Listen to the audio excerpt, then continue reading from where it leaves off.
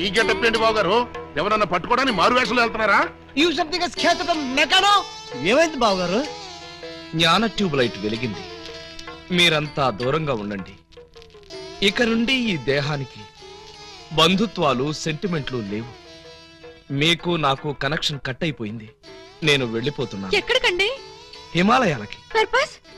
Balance జీవితాన్ని తపస్సు చేస్తూ గడపడానికి. మేము మీతో పాటు వస్తాం.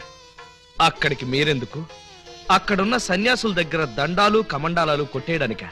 కాదు, మీరు తపస్సు ఎలా చేస్తారో చూద్దామని. నేను అక్కడికి వెళ్లేది ప్రశాంతంగా బ్రతకడానికి. మేము అక్కడికి వచ్చి ప్రశాంతంగా బతుకుతాం. అయితే మీరంతా వెళ్ళండి, నేను ఇక్కడే ప్రశాంతంగా ఉంటాను. మీరెక్కడుంటే మేము అక్కడే ఉంటాం. ఎందుకు? నాకు మనశ్శాంతి లేకుండా చేయడానికా? ఒరే, ఎందుకురా నా జీవితంతో ఆడుకుంటారు? ఓకే బావగారు, మీరు ఇలా బాధపడటం మేము చూడలేం. ఓ పని చేయండి. ఏమిటి? వెళ్ళారని చెప్తా. చూడండి, ఇహ మిమ్మల్ని విసిగించకుండా ఇల్లు విడిచిపెట్టి వెళ్ళిపోతాం. ప్రామిస్? కాల్గెట్. కానీ మీరు మాకు చిన్న సాయం చేయాలి. మీ చెల్లాయి మెళ్ళ తాళి మాత్రం కట్టను. అక్కర్లేదు, మీ అత్తయ్య గారి దగ్గర ఉన్న డైమండ్ మా మొహాన్ని కొట్టేయండి, మా దాన్ని మేము పోతాం. హలో, వజ్రాన్ని మీరెట్టుకెళ్ళిపోతే మరి మా పోయినట్టి. బావగారు, ఆ వజ్రాన్ని మాకే ఇచ్చండి, మేము వెళ్ళిపోతాం. ఓ పని చేస్తారా? ఆ వజ్రం తెచ్చి మీ ఇద్దరికి ఇస్తాను. 50-50 చేసుకుని అందరూ కట్టకట్టుకు చావండి. Okay, proceed. అత్తయ్య, అత్తయ్య, నీ దగ్గర ఉన్న డైమండ్ ఒకసారి పట్టావే. దేనికి? అది వీళ్ళ మొహాన పడేస్తే వీళ్ళ పీడ వదిలి నాకు శాప విమోచన అవుతుంది. సారీ, నేను ఆ డైమండ్ ఎవరికి ఇవ్వను. నేను ఉండే. ఇగో అత్తయ్య, నా బాధను అర్థం చేసుకుని వీళ్ళ బాధ నుంచి నన్ను బయటపడేవే. No never. ఇదిగో, చీమకు కూడా హాని తలపెట్టిన మనిషిని మేనత్తని చంపాడన్న చెడ్డ పేరు నాకు తీసుకురాకు. అంటే నన్ను మర్డర్ చేస్తావా? ట్రై చేస్తా. అయితే చంపు. ఎలా చంపుతావో చూస్తాను. నువ్విలా తెగిస్తే నేను ఎలా చంపుతాను? భయపడతావేమోనని టెస్ట్ చేశాను. ఏడ్చేవులే. అవును, ఏడ్చానులే. ఆ ఎదవ డైమండ్ మీ దగ్గర ఎందుకు బాలాగారు? అసలే రోజులు బాగలేదు. ఎక్కడ చూసినా దొంగతనాలు, దోపిడీలు, మానభంగాలు. మొన్నటికి మొన్న ముక్కుపుడ కోసం కడపలో ముసలమ్మని కసక్కన పొడి చంపేశారు. సీ మిస్టర్, నన్నెవరూ చంపలేరు. చంపినా నేను చావను. నువ్వు చావని తెలిసే, కానీ నేను చూస్తున్నానే. నీకంతగా డైమండ్ కావాలంటే ఒక పని చెయ్యి. నీ ఇద్దరు పెళ్లాల్లో ఎవరినో ఒకళ్ళని తల్లించి ఆ పుట్టబోయే బిడ్డకి నా ఏకలింగం పేరు పెట్టి డైమండ్ ఇస్తాను. మళ్ళీ ఇదో కొత్త ఫిట్టింగా? టెర్రరిస్టులు, నక్సలైట్ లాగా నువ్వు కూడా ఇలా షరతులు పెడితే ఎలాగే?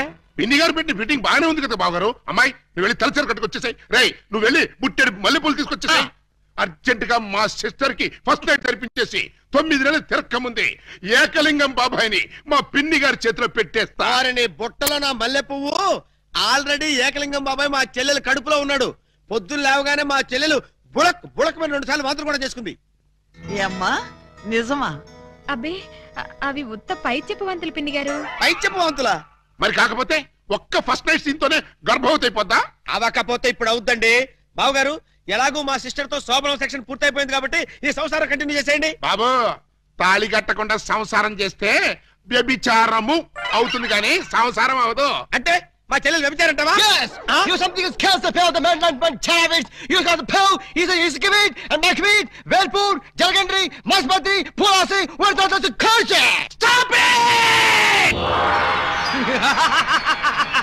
పుట్టుకు చరచర డుబక్కుమే పటారే పట్టే బయలుడే తుంబారే పట్టాగరే బయలుడే.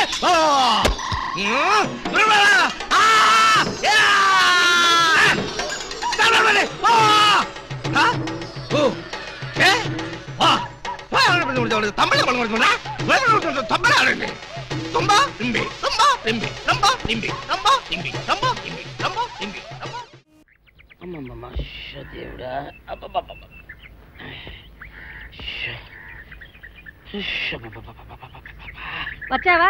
పొద్దున కబరెడితే ఇప్పుడే రావడం. గుడ్డలు బాగా ఉతుకు. నీ ఉతుకు మునుపులా ఉండటం లేదు. గుడ్డ తిరిగిపోతుందే గాని మెరుపు రావటం లేదు. ఓసి నీ అమ్మ కడుపు కాలా, నేను సాకలేరని కాదే నీ ముగుణ్ణి. అయ్యో, సొక్కా లేకుండా మొహంతా జిడ్డు గారుతూ దరిద్రంగా ఉంటేను సాకలు ఈరయ్య అనుకున్నాలే. అనుకుంటావే, అనుకుంటావు. ఇలా అనుకుని ఎప్పుడో నా గుంపలు అటుక్కుని ముచ్చేస్తావు. అసలు నాకు తెలియక అడుగుతాను, నువ్వు ఈరయ్య ఒకేలా ఎలా ఉన్నారయ్యా? ఓసి నీ అమ్మ కడుపు కాలా, అదో పెద్ద చరిత్ర లేవే. చరిత్ర ఏంటది? ఈరిగాడమ్మా మా ఇంట్లో బట్టలు ఉతికేది. ఉతికితే మా నాన్న జరి పంచలో ఆ ఈరిగడమే ఇస్త్రీ చేసేది. చేస్తే చేస్తే ఇంకేమో తెప్పించమో. మా నాన్న గొప్ప రసికుళ్ళే. అయితే అయితేంటి ఆ తర్వాత జనక్ పాయలు బాజే. అప్పుడే నా పోనానికి ఈరిగడు పుట్టాడు. ఈరుగాడు పుట్టడానికి జనక్ జనక్ పాయల్ బాజాకి సంబంధం ఏంటంట? నీకు అర్థమయ్యేలా ఎలా చెప్పాలో నాకు అర్థం కావట్లేదు.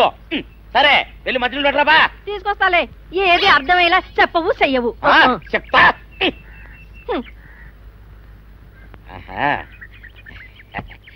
అమ్మగారు గుడ్డలు ముందే బయటపడేసరే. 2 చీరలు 2 ఇదిగో మంచినీళ్ళు. అయ్యో ఏమిటి తాయత కట్టావు? అయ్యో ఏమైందయ్యా? ఏమైంది?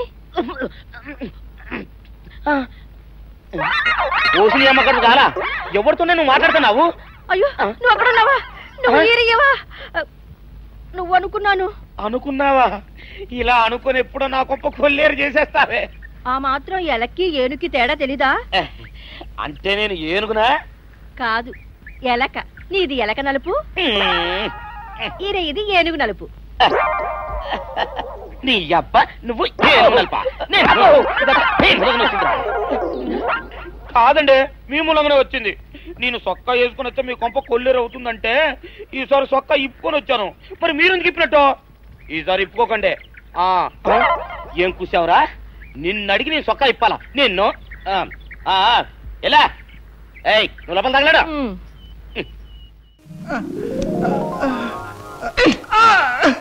అర్జెంటే నన్ను వదలవే. కడుపులో గందరగోళంగా ఉంది. ఇదిగో వెళ్ళొచ్చిన తర్వాత నీ ప్రశ్నలన్నిటికీ తీరిక సమాధానం చెప్తాను. నేను మర్చిపోతానండి.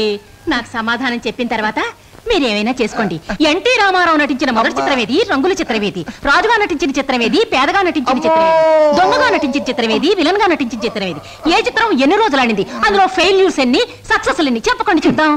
కింద జన్మలో నువ్వు గానుగై ఉంటావే, నేను ఎద్దై ఉంటాను. అప్పుడు నేను ఆడించాను, ఇప్పుడు నువ్వు నన్ను జాడిస్తున్నావు. ఎన్టీ రామారావు నటించిన మొదటి జ్యువెల్ జోల్ సినిమా నేను ఎక్కడ కొడితే బుద్ధి వస్తుందా అని ఆలోచిస్తున్నానే. ఏమండి? వస్తున్నా బాబు. ఏమయ్యా నువ్వు పోస్ట్ మ్యాన్ కదా, పోర్ట్ ఉద్యోగం ఎప్పుడు మొదలెట్టావు? ఏంటంటే ఏమి తెల్లనట్టు అడుగుతారో. మీ ఆవిడ రాసి పంపించిన పాటలు తిరిగి వచ్చేసాయి. ఆహా, అయితే ఈ నెల కూడా పొయ్యిలోకి పుల్లలు కొనక్కర్లేదన్నమాట. మీ ఆవిడ గారి చేత పాటలు రాయటం అన్నా మానిపించండి. లేకపోతే ఆవిడ గారి కోసం ఒక కొత్త వారపత్రిక పెట్టండి. లేకపోతే దేశంలో తెల్లకైతే కరువు వచ్చి పడిపోద్దని. మరి ఎవరండి వచ్చింది? అమ్మో ఏమిటండి ఇవన్నీ నీ రచనలే. వీటి తాకిడికి ప్రపంచం అంతా తట్టుకోలేకపోతుంది. కొన్నాళ్ళకి ఊరంతా ఖాళీ చేసి పోయేటట్టున్నారు. ఊరు అంటే జ్ఞాపకం వచ్చింది. 1952లో సొంత ఊరు అనే సినిమా వచ్చింది కదా. ఎన్ని సెంటర్స్ లో 50 రోజులు ఆడింది? ఆ చిత్రంలో హీరో ఎవరు, హీరోయిన్ ఎవరు, డైరెక్టర్ ఎవరు? కింద జనంలో నువ్వు పిడకై ఉంటావే, నేను పోయే ఉంటాను. అప్పుడు నిన్ను కాల్చాను, ఇప్పుడు నన్ను కాల్చు తింటున్నావు. ఏంటండి? ఇటు కాదు ఇటు పోతాను. మళ్ళీ ఏమిటో. ఏమిటి పిన్ని, ఏమిటి గొడవ? లేదురా, ఈ మధ్య ఎవరికి సినిమా పరిజ్ఞానమే ఉండటం లేదు. అదే నాకు చాలా బాధగా ఉంది. ఇదిగో లోపలికి వెళ్ళటానికి వీల్లేదు. ఇక్కడే పడి ఉంటానే. నాగయ్య గారు హీరోగా ఉన్నప్పుడు మా అమ్మ, రామారావు గారు హీరోగా ఉన్నప్పుడు మా అమ్మ ఎన్నో తెలుగు చలనచిత్ర పాఠ్యగ్రంథాలు రాశారు. నేను ఇప్పుడు ఒకటి అలాంటిదే రాద్దాం అనుకుంటున్నాను. ఎవరు పట్టించుకోవటం లేదురా. పిన్ని, నువ్వు ఎవరిని ఏం అడగకూడదు. అడిగితే నీకు తెలిసిన విషయాలు వాళ్ళు ముందే తెలుసుకొని నీకంటే ముందే వాళ్ళు బుక్ రాసేస్తారు. అందుకని నీలోనే ఉంచుకో. నీకు ఒకటి తెలుసా?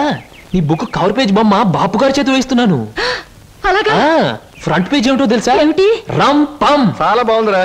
బ్యాక్ పేజ్ మీద సుత్తి కూడా వేయించు, రాంగ్ ముదిరిపోతుంది. మీరు ఊరుకోండి. నా బాబే, నువ్వు ఒక్కడవేరా నన్ను అర్థం చేసుకున్న వాడివి. ఇంకెప్పుడు ఎవరిని ఏమి అడగను, మిమ్మల్ని తప్ప. ఒరే అంతా బాగానే మేనేజ్ చేసేవరా, కానీ నన్ను మాత్రం బతికించలేకపోయావు.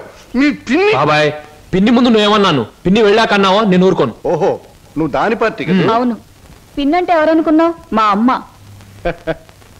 ఒరే ఇది ఏనాటి బంధమోరా. 15 సంవత్సరాల క్రితం మీరెవరో మేమెవరో అనుకోకుండా నాకు దొరికారు. ఈ 15 సంవత్సరాల్లో మేము మీకే ఆప్యాతలు కురిపించామో తెలియదు, కానీ మీరు మా కన్నబిడ్డల కంటే ఎక్కువైపోయారా. అది మా అదృష్టం బాబాయ్. నువ్వు లేకపోతే మేమేమైపోదాం. చూడమ్మా, రిటైర్డ్ స్టేషన్ మాస్టర్ గా చెప్తున్నాను, పచ్చ జెండాకి పరిగెత్తే రైలుకి బంధుతో ఉండక్కర్లేదురా. పచ్చ జెండా ఊగిందంటే రైలు పరిగెత్తి తీరాలే దాని డ్యూటీ. రైలు పరిగెత్తే ముందు పచ్చ జెండా ఊగాలే దాని బాధ్యత. మన బంధుత్వాలు కూడా అంతేరా. అయ్యో టైం అయింది బాబాయ్. నువ్వు ముందు సరిగ్గా నిలబడు. ఇప్పుడు బయలు. ఓకే, నువ్వు రామ్మా. వెళ్ళొస్తాం. త్వరగా వచ్చేయండి. అలాగే బాబాయ్. 1969లో నా కర్మకాయలు నిన్ను పెళ్లి చేసుకున్నాను. ఎక్కడికెళ్తారు? ఇప్పుడు ఆపే ఉంటే చంపేస్తాను. అమ్మా